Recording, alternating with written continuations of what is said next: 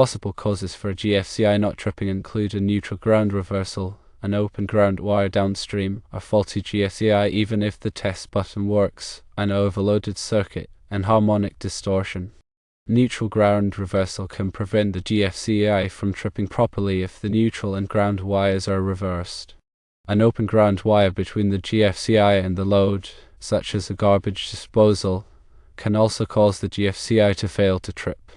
Even if the test button functions correctly, the GFCI may be internally faulty. An overloaded circuit can prevent the GFCI from tripping correctly. Certain devices, such as variable speed drives, can generate harmonic distortion that can interfere with GFCI operation. To troubleshoot the issue, firstly, check for a neutral ground reversal by using a voltmeter to ensure that the neutral terminal is connected to the neutral wire and the ground terminal is connected to the ground wire. Secondly, check for an open ground downstream by using a continuity tester to verify that there is a continuous ground connection from the GFCI to the load. Thirdly, if the previous checks do not reveal an issue, replace the GFCI to rule out an internal fault. Fourthly, check the voltage on the circuit to verify that it is within acceptable limits. Fifthly, identify any harmonic generating devices connected to the circuit.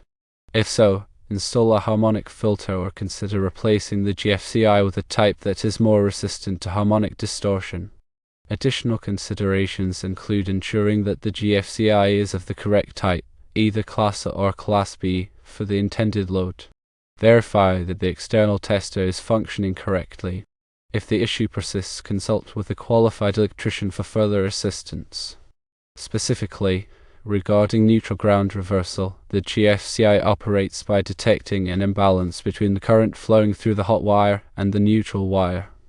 Under normal circumstances, these currents should be equal. If there is a ground fault, meaning current is leaking to ground, some of the current returns through a path other than the neutral wire, creating an imbalance that the GFCI detects and trips the circuit. If the neutral and ground are reversed, some current may return through the ground wire under normal operation, which can confuse the GFCI or prevent it from detecting a true ground fault. To test for this, carefully use a voltmeter to measure the voltage between the neutral terminal and a known good ground. This voltage should be very close to 0 volts. If you measure a significant voltage, it suggests a neutral ground issue. Note that this test needs to be performed with the circuit energized, so extreme caution is necessary. It is best performed by a qualified electrician. Also be sure to turn off the breaker and test all circuits for voltage before coming into contact with any wires to avoid shock. Regarding open ground, the purpose of the ground wire is to provide a safe path for fault current to return to the source in the event of a short circuit or ground fault. If the ground wire is broken or disconnected, this path is interrupted. While the GFCI itself doesn't directly rely on the ground wire to function, the absence of a proper ground can create other problems. For example, if an appliance develops a fault where the hot wire comes into contact with the metal chassis and there is no ground wire, the chassis will become energized. Someone touching the chassis could then become part of the circuit, resulting in a dangerous shock. Although the GFCI should still trip if a ground fault occurs that involves a path through a person, the presence of a functional ground wire provides an additional layer of protection by quickly tripping the breaker in the event of a short circuit. To check for an open ground, use a continuity tester or multimeter to measure the resistance between the ground terminal of the receptacle and a known good ground point, such as a metal water pipe.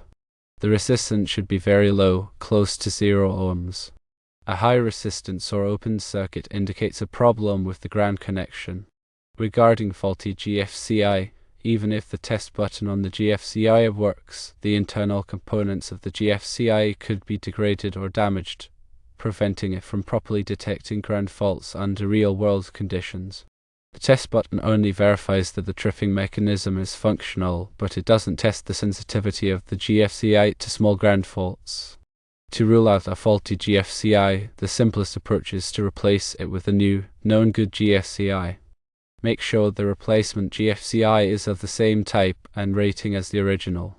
After replacing the GFCI, test it thoroughly with an external GFCI tester to ensure that it trips reliably. Also, test the functionality of the test button on the new GFCI.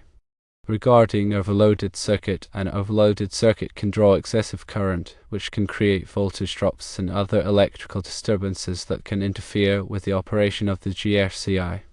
An overloaded circuit can also generate excessive heat, which can damage the GFCI over time. To check for an overloaded circuit, use a clamp meter to measure the current flowing through the circuit. Compare the measured current to the rated current of the breaker protecting the circuit. If the current is close to or exceeds the breaker rating, the circuit is likely overloaded. Identify and remove any unnecessary loads from the circuit to reduce the current draw. If the circuit is frequently overloaded, consider splitting the loads onto separate circuits or upgrading the breaker and wiring to a higher capacity. Regarding harmonic distortion refers to the presence of harmonic frequencies in the electrical system. Harmonic frequencies are multiples of the fundamental frequency, which is typically 60 Hz in the United States. Harmonic distortion can be generated by nonlinear loads such as electronic devices with switching power supplies, variable speed drives, and fluorescent lighting. Harmonic distortion can interfere with the operation of GFCI by creating false ground fault signals or by desensitizing the GFCI to true ground faults. To identify harmonic distortion, use a harmonic analyzer to measure the harmonic content of the electrical system. If harmonic distortion is present, consider installing a harmonic filter to reduce the harmonic content. Alternatively, replace the GFCI with a type that is more resistant to harmonic distortion, such as a GFCI specifically designed for use with electronic equipment. When considering the GFCI type, GFCIs are available in different classes, such as Class A and Class B. Class A GFCIs are designed to trip when a ground fault current of 6 mA or more is detected. Class B GFCIs are designed to trip at a higher ground fault current level, typically around 20 mA. Class A GFCIs are the most common type and are required for most residential applications. Class B GFCIs are typically used in industrial applications where a higher level of protection is required. Ensure that the GFCI is of the correct class for the intended application. The electrical code typically requires Class A GFCIs for residential receptacles in kitchens, bathrooms, and other wet locations. To verify the external tester is functioning correctly, GFCI testers are designed to simulate a ground fault by injecting a small amount of current into the ground wire. The GFCI should trip within the specified time when the test button on the tester is pressed. If the GFCI does not trip, the tester may be faulty, or there may be another problem with the GFCI circuit. To verify that the tester is functioning correctly, test it on a known good GFCI receptacle. If the tester does not trip the known good GFCI, the tester is likely faulty and should be replaced. In the scenario described, the fact that the GFCI test button works but the external tester does not trip the GFCI is a key piece of information. This suggests that the GFCI's internal tripping mechanism is functional, but it is not sensitive enough to detect the simulated ground fault current from the external tester. This could be due to a number of factors, including a degraded GFCI, a neutral ground issue, or harmonic distortion. The fact that the outboard light dimmed when the external tester was used also suggests that there may be a voltage drop or other electrical disturbance on the circuit. The presence of another GFCI on the same circuit that tests OK is also relevant. This suggests that the problem is likely localized to the branch circuit feeding the misbehaving GFCI.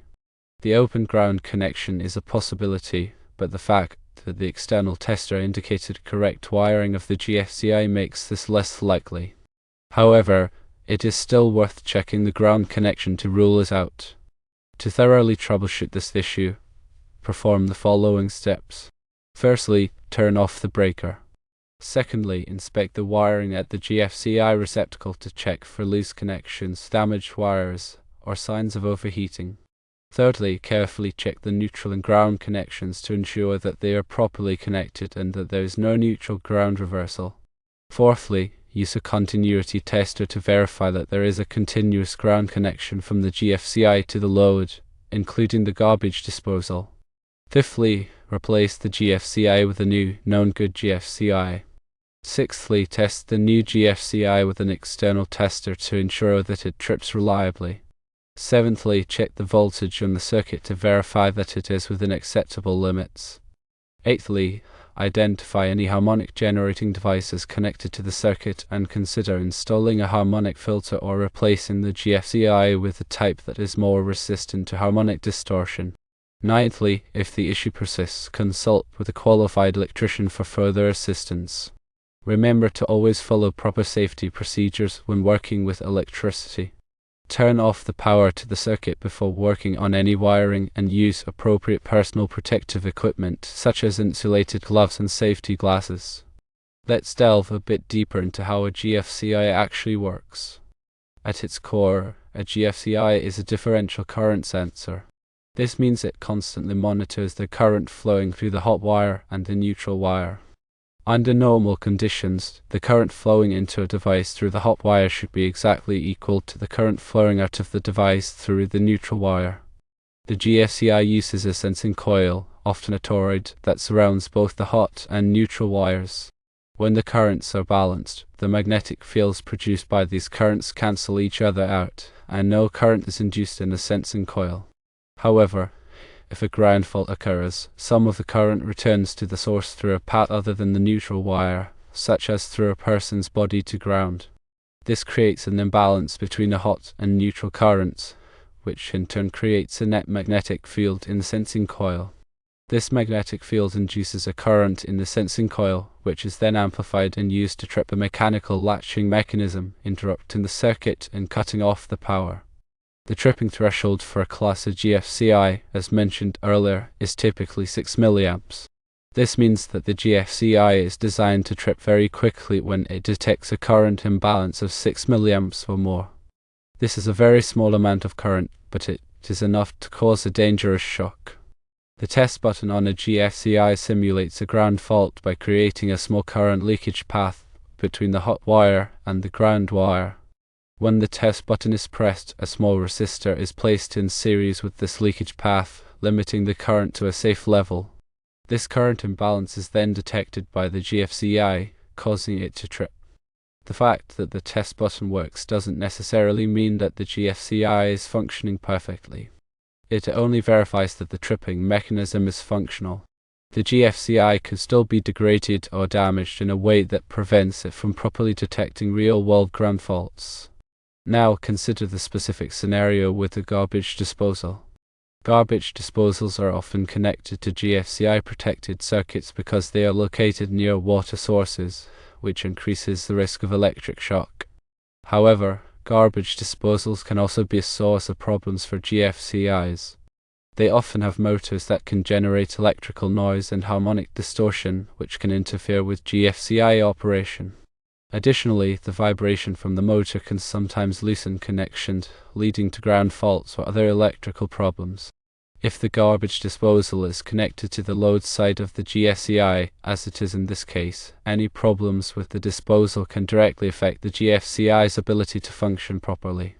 The fact that disconnecting the disposal wires from the GFCI load terminals did not change the behavior suggests that the problem may not be directly related to the disposal itself. However, it is still possible that the disposal is contributing to the problem in some way, such as by generating electrical noise or harmonic distortion that is affecting the GFCI. Regarding the dimming light, the dimming of the outboard light when the external tester is used is a significant clue.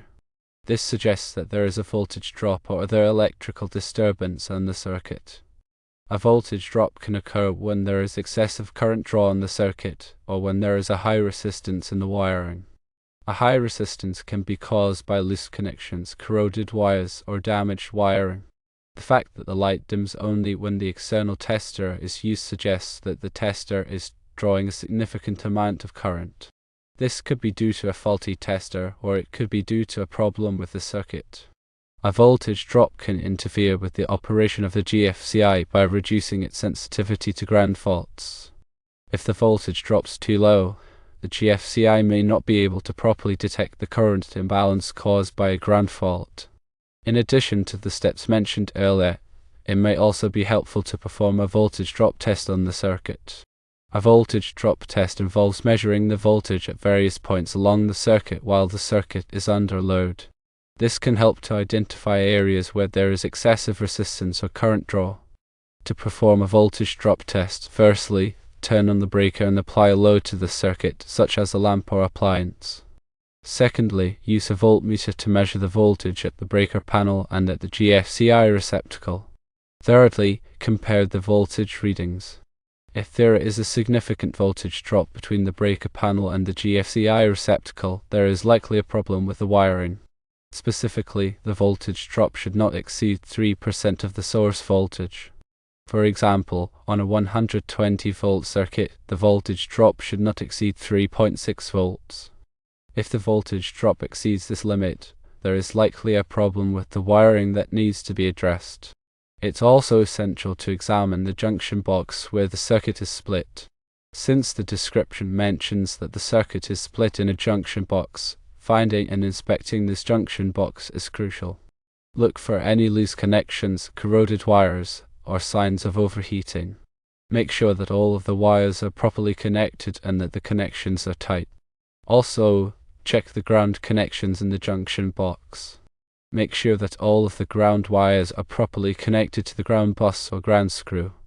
A loose or corroded ground connection in the junction box can create an open ground condition which can interfere with the operation of the GFCI. If the junction box is difficult to access, it may be necessary to call a qualified electrician to inspect it. Remember to always follow proper safety procedures when working with electricity. Turn off the power to the circuit before working on any wiring and use appropriate personal protective equipment such as insulated gloves and safety glasses. Finally, a systematic approach is vital. Don't just randomly replace components. Carefully analyze the symptoms, perform the appropriate tests, and follow a logical troubleshooting process. If you are not comfortable working with electricity, it is always best to call a qualified electrician. Electricity can be dangerous, and it is important to take all necessary precautions to protect yourself and others. A qualified electrician will have the experience, knowledge, and tools to diagnose and repair electrical problems safely and effectively.